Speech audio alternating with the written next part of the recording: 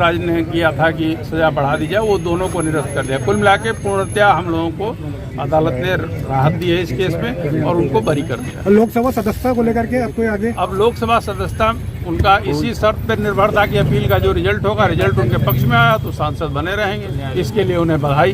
ऐसे कौन से तर्क थे जिसको कि कोर्ट ने माना, क्योंकि लोअर कोर्ट ने तो सजा सुनाई? जजमेंट्स जो है वो 50 पेज से अधिक का है, तो वो सारे तर्क जब अपलोड होंगे तभी आपसे शेयर किए जा सकते हैं।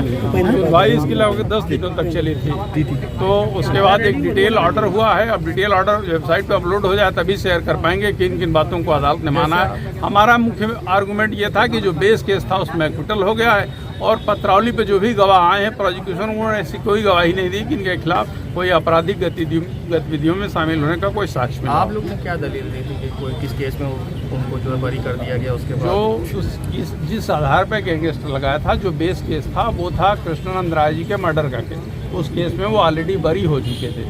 तो हमारा मुख्य तर्क ये था हम लोगों का कि साहब वो जो बेस केस है जिसको आधारित करके आपने दूसरा केस लिखा, चूँकि उसमें बरी हो चुके हैं, तो इसमें अब सजा का कोई आधार नहीं। और इसके अलावा भी तमाम आर्गूमेंट्स थे। मैंने कहा ना कि लगभग 10 दिन तक बहस हुई और माननीय न्यायालय ने बड़े धैर्य से हम लोगों के आर्गूमेंट्स को सुना है और माननीय न्यायालय का बहुत बहुत आभार कि उन्होंने हमारे आर्गूमेंट्स को स्वीकार किया। नाम बता दें।